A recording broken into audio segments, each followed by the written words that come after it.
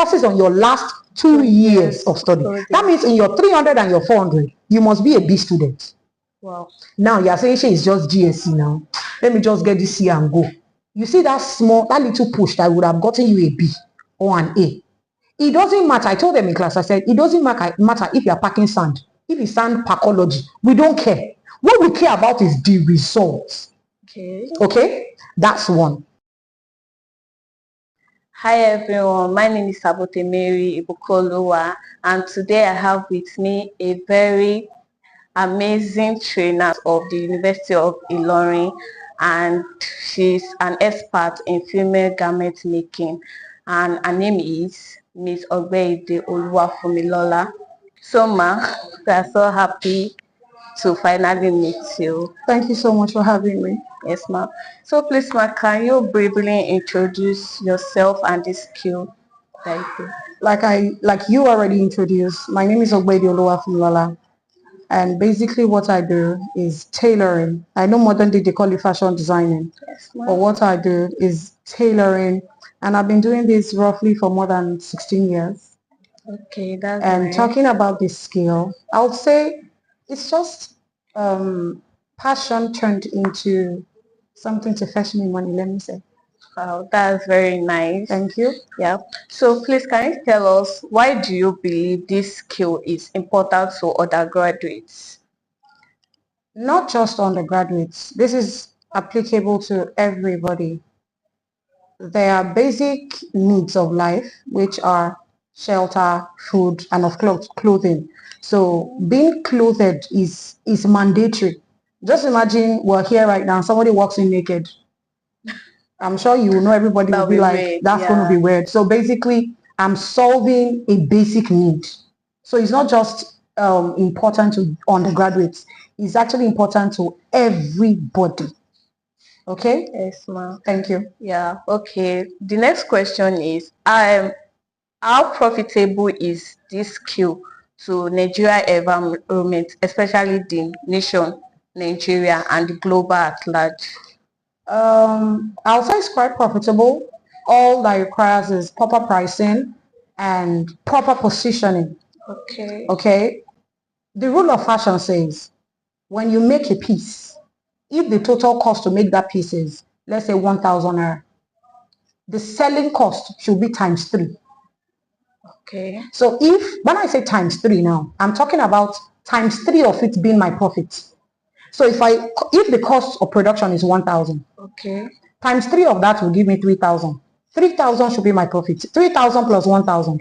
That's 4,000. That's giving me 4,000. That is to tell you, for every piece I sell, the next time I'm producing, I should be able to produce at least 3, at most 4. Do you understand? Yes. So I would say it's quite profitable. That's because I'm considering a smaller number now. If I'm talking about 50,000 naira, and I'm telling you, oh, this outfit is going to go for 200,000, you'll be like, oh, and the cost of production is 50,000. The next time I'm producing, if I decide to say I want to remove a cost for myself or maybe for maintenance and all of that, it's fine. But I put it to you, it's quite lucrative. It just depends on positioning and pricing.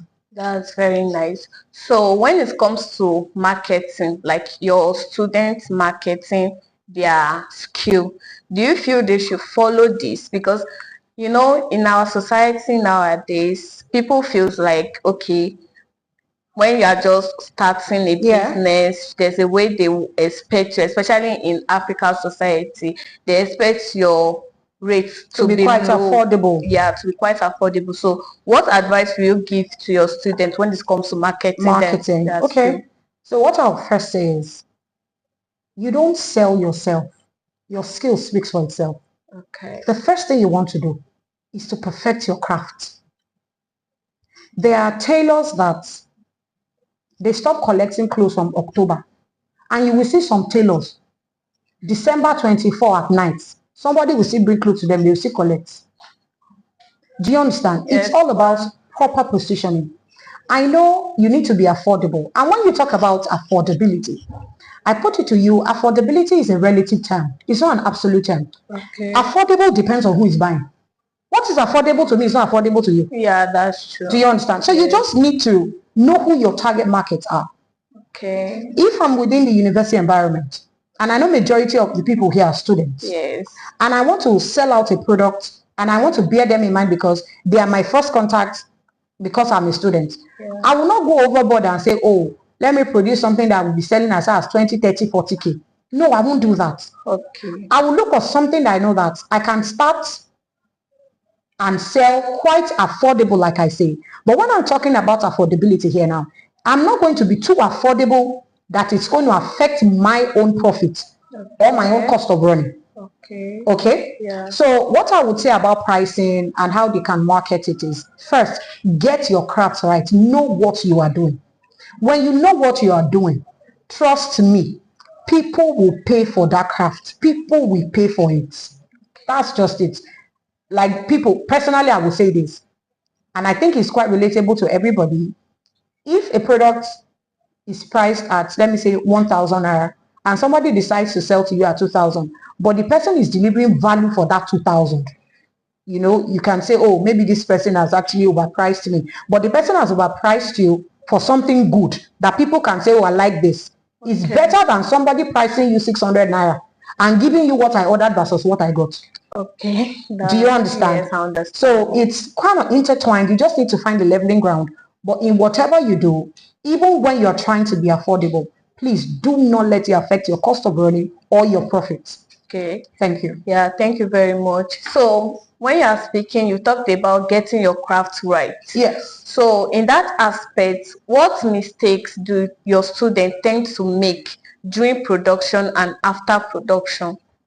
Generally, when it comes to tailoring, people, I don't know, maybe it's people nowadays, or maybe it's just a rush. Okay. People no longer want to follow procedures. Gone are those days where you see people learn tailoring for 2 years, 3 years. Yeah. They stay there for long. They serve their master, you know, the oga. You go to their house and wash, take care of their children. Yes, we might say this is not part of the craft. Do you understand? Because washing your oga or madam's clothes, that is not tailoring. Yeah. But I put it to you, it's a total package. For you to be served, you would have served somebody, and you would have done it right. Mistakes they make is they want to jump steps. Get a trainee today. The first thing the trainee wants to learn is how to sew corsets. That's Sorry, impossible. we learn how to sew corsets. You want to learn how to sew corsets in 2 months. And the next thing you want to do is you just want to go straight into the market and start producing all sorts of corsets. It's not done. You go back to the basics. Okay. Go back to the basics and climb up that way. That way, let me use one of my experiences as an example. I look back to some years and I smile. There was a particular year I made a row and blouse for 500 naira. And I'm not joking. Wow. A row and blouse for 500 naira. So when I tell people I have paid my dues, I have. You must just have that humble beginning. You don't just go straight into it. Do you understand? Yes. Start from somewhere. Be a beginner. Learn to be a beginner. Grow your craft that way. You can never know it all. That's the truth. You continue to learn. It's a continuous process. Do you understand? Yeah. But then make sure you are willing to start from the basics. Then you can level up.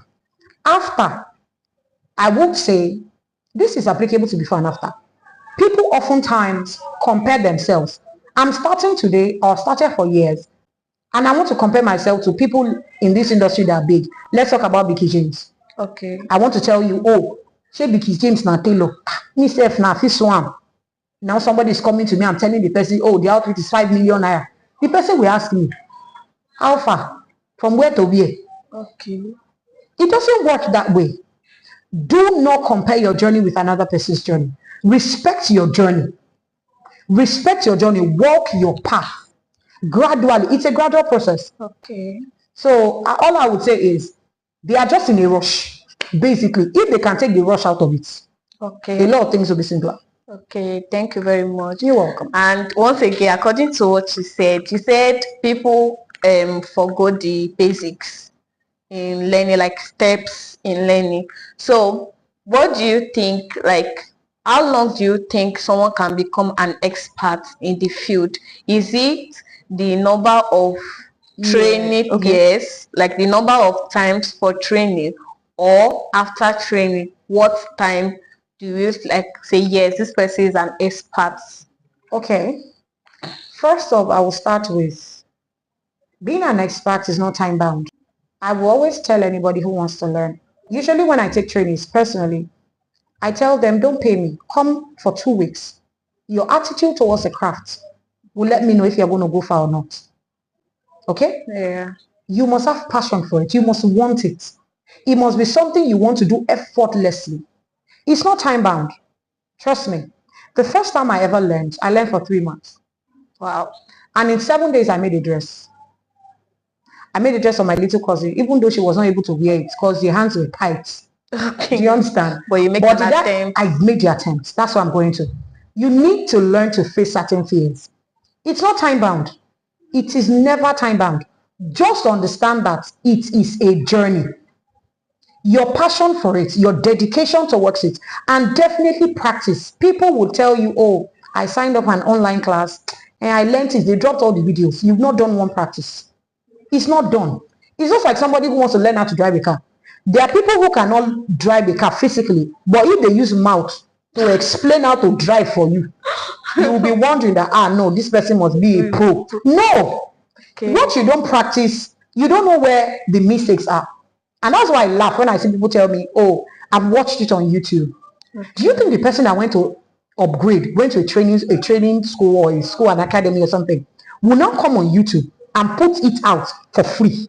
No, something will be missing. Okay. And that is the reason you now go back to their comment section and say, oh, my own didn't turn out like this. And I'll say, oh, send a DM. It's just a sales funnel. I think they're just using it to gather crowd. Just to lure you in. Okay. It is not done. Okay? It's not about number of years. Your dedication, your passion for it. Okay? And practicing. Practicing is very important. Okay. So this is a personal question to you. What do you expect? Like, what are your expectations from your students after their training, like their period of training from you? What are your expectations? Like, what do you expect, like outcome from their training? Okay. Permit me at this point to be a feminist. Okay. I love my gender so much, and maybe because of personal experiences and maybe where I come from. I won't mention where I'm from. Okay. But maybe where I come from, some of us have these restrictions when it comes to asking people for help. I'd prefer to work for it. Okay? So what I'm going to tell my trainees is, in as much as you might think, oh, I'm just learning because she is just GSC now, it's just for the grade. In one of my classes, when I did orientation, I told them something in class. I said, you might be thinking it's just GSC, it's just for the grade. But trust me, it's when you want to proceed in life that you understand, oh, if I had known, maybe I would have done this better. Okay. And by that time, you can no longer rectify it. A quick one. Some of them I want to say, oh, they want to study abroad. They want to travel, maybe for masters, PhD and all of that. Most times, criteria will be, you must have a B standing according to their own measure, like the way they measure it, the way they allot it. You must have a B standing in your last 2 years of study. Okay. Emphasis on your last 2 years of study. That means in your 300 and your 400, you must be a B student. Wow. Now you are saying she is just GSC now. Let me just get this C and go. You see that little push that would have gotten you a B or an A. It doesn't matter. I told them in class, I said, it doesn't matter if you are packing sand. If it's sand packology, we don't care. What we care about is the results. Okay? That's one. Personally, I never said or wanted to be a tailor. No. I wanted to be in the academic world or sitting in one office, enjoying cool cash, maybe from oil and gas. Wow. Yes. That's big. But you see, life can happen to anybody. Yeah. I learned tailoring in 2008. So you can do the math yourself. I've been sewing system. You can do the math yourself. Okay. Now, initially when I went to learn, I just wanted to be able to sew for myself. I see something I like. Let me be able to just replicate it and make for myself. Then the passion for, I can make for somebody else came up. After my first degree, I came in for my second degree. This same university. After that, I still continued like, okay, let me see. But shall I shock you? My second degree here, that's my master's degree here, was Okay. fully sponsored by my business. Wow, that's nice. I didn't really, in fact, people didn't really know because I just felt we can do it now. Why not? And I did. That is what I'm talking about when I say permit me to be a feminist. Okay. You don't, as a lady, I believe this is a means of empowerment for anybody, especially women. Oftentimes, females find themselves at the mercy of this other gender. You see this other gender. We find ourselves at their mercy.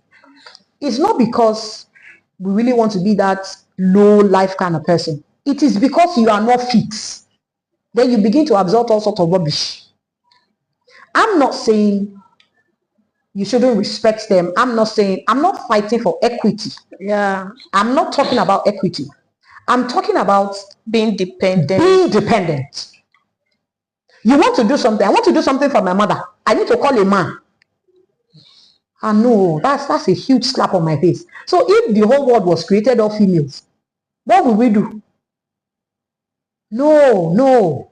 I'm not preaching equity. I'm just trying to tell you, let's be productive. Let's be independent. I'm a Christian. My Bible calls me a helpmate.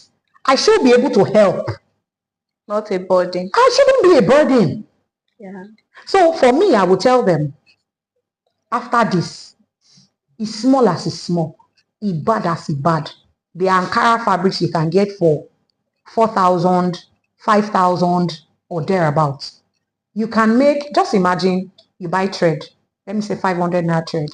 You buy elastic of, let me say 1,000. Then you buy Ankara of 5,000. 1,000 plus one, let's just say 1,000, 1,000. That's 2,000 plus Ankara 5,000. That's about 7,000. And I decide to make something of that 6 yards Ankara fabric. Let's say I make something in 2 yards. That means I'm having 3 products on there. Yeah. If I decide to sell each for 7,000, that's 21,000 naira. Okay. So you're making like 3 times the price. I've made something. Let me try and be useful for myself. Okay? And one thing I will say to them is, if you can't get it now, getting it outside the uni might be a bit difficult. I've been there. I know I've been there. I passed through that place. Trust me, the last thing you want to do as anybody is be done with school. And okay, let me say the way I say to myself. When I finished NYSC, I was talking to a friend and I'm like, please, will I now go back home? No job, no business, nothing. I will now go back home. I will now want to go out and see a friend. Or maybe I want to buy sanitary towel. You have to go back. I will now go and meet my mom that, please, can I get 1,000 naira? What do you want to buy? Sanitary towel. Amen. I refuse to be useless. To be embarrassed. I refuse to be useless. I completely refuse. Trust me. So I personally believe, ibad as ibad, no matter how little, you can start something. With 10,000 naira, people eat shawarma with 10,000. Yeah. You see that shawarma that you want to go and buy with 10K. Yes. And ice cream. But what if I'm craving for it? Oh, you hold on to your craving. You save your craving for the future. They say we should save our craving for the future. Please do. I'm telling you wholeheartedly. Yes. Wow. Because in one of the words of my aunties, she said, what you do today determines what you will be tomorrow. And I'm going to explain it quite simple. Now you are eating what you can see.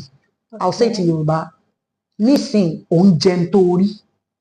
If you know what you are doing now, a time will come, you will eat what you want.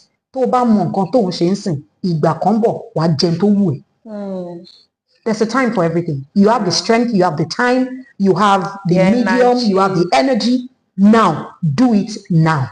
If you don't do it now, when will you do it? When you're 60, 65? Amen. That's gone, if you ask me. Okay, ma. Thank you so very much. You're welcome. So, finally, what is your advice to us? Because I'm already part of your student life. Yes. So, what's your advice to us and your students when it comes to like marketing their products, marketing or monetizing? Master your craft. Okay. When monetizing, just like I said, no matter how little, start somewhere. You see, the fear of starting, I'm going to say it in the words of one of my professors. The fear of starting will never let you move. He says it in Yoruba. In fact, it says the fear of walking. No, the fear of falling, sorry, Okay. will never make a child walk. The fear of falling, that if I walk, I might fall, will never make a child walk. So you see, sometimes you just have to start somewhere, start anyhow. You don't have to be perfect. Okay. You can learn along the line. Whatever you find doing, please do it well. Do it well. It's worth doing. Just like the key English people will say, whatever is worth doing is worth doing well. Self-develop. Don't tell me, oh, I'm not into fashion designing. I don't really like photography. Who are you? Why will you not like photography? You must like fashion design. You must like photography. You must love tech. You must love Barbie. You must love something because you have to be useful. Okay? Yes, ma'am. So, Ma, thank you so very much for this section. Thank you I'm for really having happy me. because I've actually learned a lot from you now. You're so welcome. I'm really happy. So, guys, I'll say this is the end of the interview. Thank you.